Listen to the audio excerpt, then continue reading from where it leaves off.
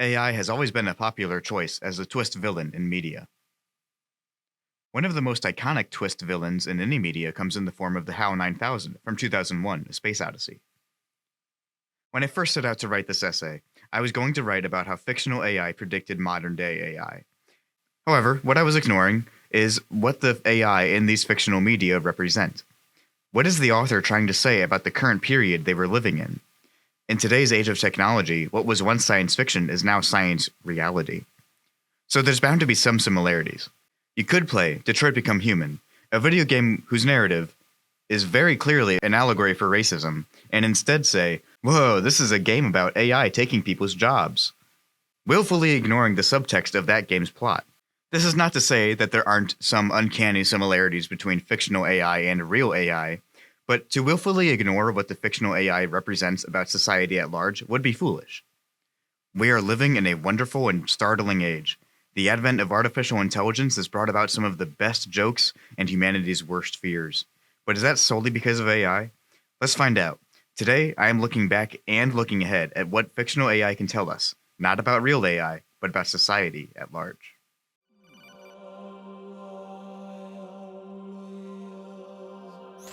Raiden, turn the game console off right now. What did you say? The mission is a failure. Cut the power right now. What's wrong with you? Don't worry, it's a game. It's a game just like usual. In November 2001, Metal Gear Solid 2: Sons of Liberty hit store shelves to critical acclaim. The game centers on newcomer to the series, Raiden, who is working for Foxhound, a military organization that has been tasked with saving the president and stopping the terrorist cell, the Sons of Liberty. I will triumph over the Patriots and liberate us all, and we will become the Sons of Liberty!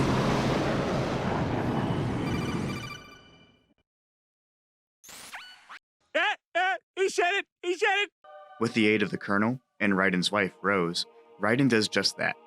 Just a side note, I am drastically simplifying this game's plot, but if you know anything about Metal Gear Solid, its plots are kind of confusing. He survived by feeding on the blood of his family to quench his thirst.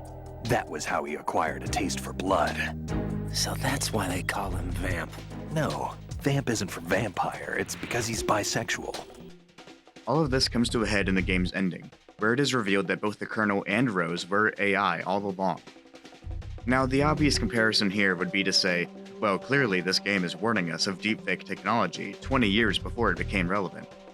However, that would be narrow-minded, for it is here in a shockingly long expository cutscene that Metal Gear Solid is known for, that they detail their evil plans to take over the internet and control history. Because of this, a lot of people draw comparisons between this game's speech and the internet as a whole, which is not unfounded. But in the current digitized world, trivial information is accumulating every second, preserved in all its triteness. However, most importantly, it asks prudent questions about the self and free will. I'll decide for myself what to believe and what to pass on. But is that even your own idea? Or something Snake told you. That's the proof of your incompetence right there. You lack the qualifications to exercise free will. Does something like a self exist inside of you? Free will is a running theme throughout the game, and in 2001, when the internet was starting to become more and more available, and the intrinsic fear of some sort of government control and other such factors became more and more prevalent, is it such a stretch to say that that's what this game is about? Free will and independence? In an article written by Tanner Hagen called War, Subjectivity, and Control in Metal Gear Solid 2, Hagen states, if our lives are becoming increasingly ludic, the answer to the problematic nature of the control society cannot be found in turning off a game console, but in recognizing the irrelevance of identifying game space only on a screen or a tabletop.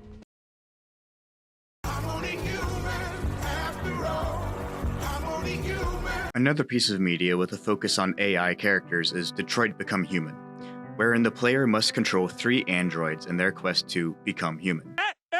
Notice how I use the term android instead of AI. This is because, unlike our eerie doppelganger type of AI who we only see through an eerie green hue, the goal of this game was to humanize the machine. The narrow-minded view would be to argue how this game represents society's fears that AI will someday rise up and take their jobs. Now, fortunately, as advanced as AI is today, jobs-wise, it is still in its infancy. There are precious few jobs that it has taken so far. Yet the fear from the general public is still there, and again, it's not unfounded. A whopping 77% of businesses have used or are exploring AI.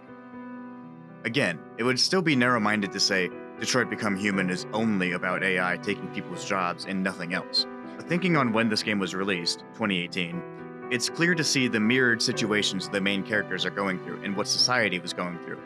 Hell, what we still go through. Much like Metal Gear Solid 2, it tells a timeless message that permeates the media itself.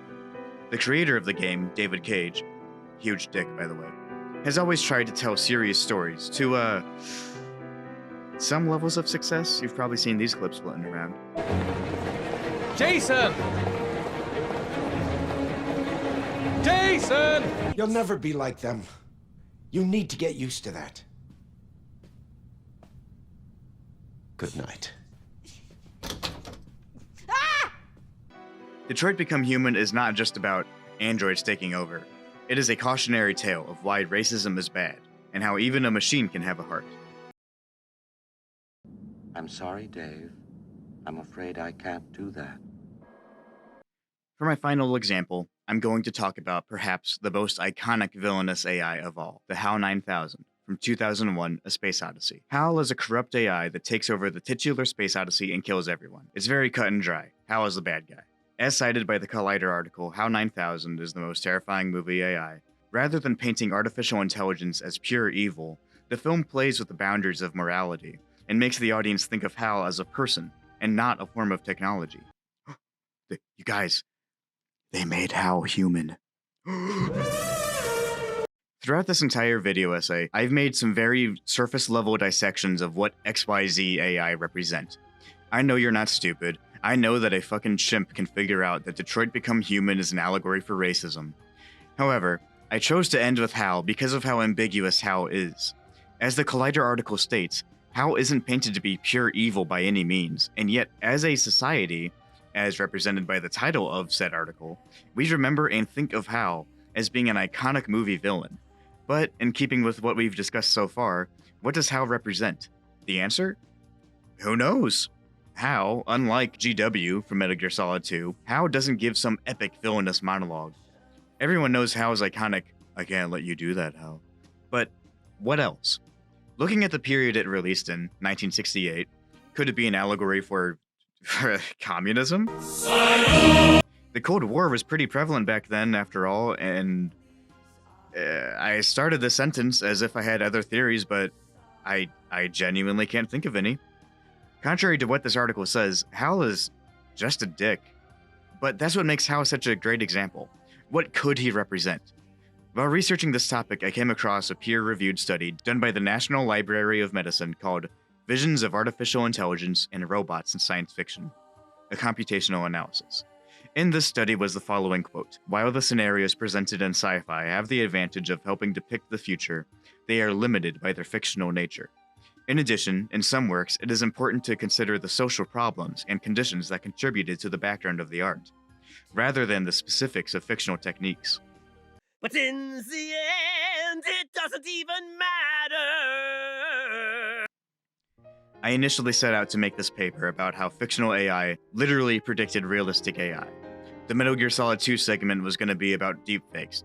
We started with genetic engineering, and in the end, we succeeded in digitizing life itself. Detroit Become Human's androids were going to be about the writer's strike. But when I got to HAL, and specifically HAL's ambiguity, I realized that these works weren't just the author saying, "Isn't AI scary?" but rather, they were using AI as a literary vessel for pressing social issues. To view these AI as simply metaphors for AI would be remarkably naive and arrogant. Anytime in this essay I've used the term narrow-minded or some such term like that, that was me. I used to be narrow-minded. But now, I'm wide-brained. For instance, Metal Gear Solid 2 was released in November 2001, 2 months after 9/11 and very soon after Y2K. Fear of technology, and especially the internet, was at an all-time high. And as seen today, that fear has never really gone away. Detroit Become Human clearly focuses on race issues, But the man has not discovered something he will die for. He's not fit to live. Okay, talk. That's a quote from Martin Luther King. Oh, I thought you'd like it. 2001: A Space Odyssey was released A, during the peak of the space race, and B, as a result of that, there was a fear of communism taking over. Why else would they make HAL red, huh? I'm kind of stretching on that last point, but people still discuss all of these AI today, trying to dissect what they mean and what they represent socially, rather than literally. I keep holding on till the end. Out of the darkness, there is no other way than the light leading to yesterday. But rather, they were using AI as a literary vessel,